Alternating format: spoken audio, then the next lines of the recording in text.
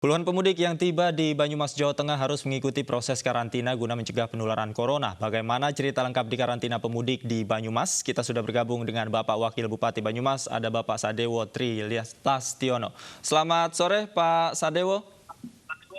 Selamat sore, Assalamualaikum. Waalaikumsalam. Pak Sadewo, apa dasar dari karantina pemudik ini, Pak, di Banyumas? Betulnya ini kan perintah dari Pak Bupati, kami menindaklanjuti instruksi dari Presiden bahwa bagi warga di daerah PSBB dan zona merah dilarang mudik. Namun dari pemerintah Kabupaten Banyumas kan tidak mungkin kita menolak warga yang telah terlanjur mudik ya sampai ke Banyumas. Sehingga kami siapkan karantina massal di Gor Satria. Intinya itu. Baik, sehingga saat ini sudah ada berapa banyak, Pak, yang mudik ke Banyumas, Pak, dari catatan Kabupaten Banyumas? Yang masuk ke karantina atau yang mudik? Kalau yang mudik sudah ribuan ya. Kalau karantinanya awal kita siapkan di Gor Futsal dengan kapasitas 114, tapi kemudian jumlahnya membludak yang masuk ke Gor, sehingga kita siapkan di Sasana Graha itu sejumlah daya tampungnya 180 bed rencananya. Jadi totalnya 280 bed nanti yang kita siapkan. Total 280 ya, Pak. Selain itu apa saja, Pak, fasilitas yang memang disiapkan di GOR tersebut, Pak? Yang di fasilitasnya namanya karantina kan tidak semewah di hotel ya. Jadi bed kita bantuan dari TNI dan Polri, kemudian di situ kita siapkan bagi yang puasa 2 kali makan dari pemerintah daerah, kemudian bagi yang tidak puasa 3 kali, kemudian wifi kita siapkan, MCK ada, tetapi ya belum sempurna sambil kita perbaiki. Ini untuk menghindari mereka pulang, kemudian ternyata kita nggak ngerti itu. Kalau mereka datang dari zona merah atau PSBB, ternyata mereka positif, mereka pulang ke rumah, tidak melalui pemeriksaan, kan bisa menularkan ke warga yang lainnya. Baik. Kemudian untuk catatan hari ini sendiri, Pak, apakah memang masih ada, Pak, pemudik yang datang ke Banyumas kemudian dibawa ke GOR untuk dikarantina, Pak? Masih. Jadi tadi sudah diberitakan juga di news saya dengar.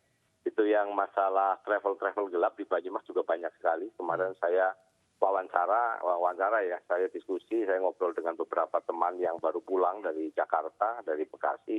Ternyata mereka naik travel itu, menggunakan travel, satu kendaraan itu pakai Grand Max diisi 4 orang, dan tarif satu orang itu dikenai biaya 500.000. Dan sekarang jamnya biasanya mereka berangkat setelah jam Isya, sehingga dia harus sampai sini sebelum sahur, bebas dari pantauan biasanya. Kemudian apa langkah dari pemerintah kabupaten setempat, Pak, untuk menertibkan memang travel ini, Pak? Ya, untuk travel saya koordinasi dengan Kapolresta dan Kasatlantas, sudah kami berikan informasi, termasuk nomor teleponnya, ya sudah kita berikan ke Kasatlantas, kemudian Kapolresta, nomor telepon mereka memesannya ke nomor telepon ini gitu sudah. Mudah-mudahan bisa ditindaklanjuti dan dijaga di perbatasan-perbatasan. Bahkan tadi sudah ada kesepakatan antara pemerintah Kabupaten Daerah Banyumas dengan Polresta, Kapolresta untuk menjaga dua di jalan-jalan tikus. Di luar jalan-jalan yang biasa dilewati umum itu ada jalur-jalur tikus yang mereka lewati. Dari pemudik-pemudik baik yang kendaraan pribadi maupun travel gelap itu lewat jalur-jalur tikus. Sekarang dijaga oleh kepolisian. Baik, apalagi Banyumas ini menjadi salah satu gerbang masuk khususnya dari pantai utara begitu, Pak, ya. Kemudian koordinasi apa, Pak, yang dilakukan khususnya untuk memberikan treatment khusus kepada mereka yang dikarantina, Pak? Berapa waktunya, Pak, yang dijalani oleh mereka, Pak? Jadi mereka begitu datang, kan sebetulnya di Kabupaten Banyumas itu setiap desa sudah diminta untuk membuat karantina lokal ya. Jadi bukan di rumah sendiri, tapi di balai desa. Namun tidak semua desa yang sudah siap. Ada yang desa-desa sudah memiliki ruang karantina lokal, mereka karantina di daerahnya masing-masing, di desanya masing-masing. Dari sana sudah diawasi oleh bidan desa. Nah, kemudian kalau yang belum ada karantina lokal di desa, langsung dibawa ke GOR. Di GOR sudah ada petugas tenaga medis yang kemudian saya nggak ngerti secara medis dinilai apakah ini wajib karantina atau tidak. Karena kadang-kadang ada yang agak salah kaprah. Seperti kemarin kejadian ada pemudik dari Majenang. Majenang itu kan dekat dari Banyumas. Pulang ke desa Petir, di desa Petir di Kecamatan Kalibagor. Kemudian oleh kadesnya, saking takutnya, ini memang ada baiknya, masyarakat waspada takut, dibawa ke GOR. Nah, itu dua bapak ibu dan dua anaknya, yang satu masih bayi. Setelah saya datang, setiap sore saya datang ke GOR, kemudian ngobrol dengan mereka, tentunya dengan SOP yang benar ya, menjaga jarak, menggunakan masker gitu. Ternyata mereka pulang dari Majenang, dan kemudian dikembalikan ke desanya, dijemput oleh kadesnya. Kita paling dapatnya setiap pagi diadakan senam ringan sambil berjemur ya. Kemudian nggak jenuh kok. Kebanyakan mereka nggak jenuh.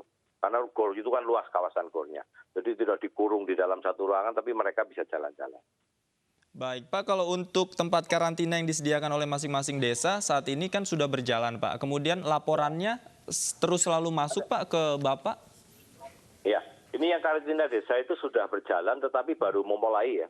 Jadi masuknya itu mulai hari ini sudah mulai masuk. Sudah ada beberapa yang karantina di desa. Bahkan kemarin sore itu yang dari GOR sudah ada yang dikembalikan ke karantina desa.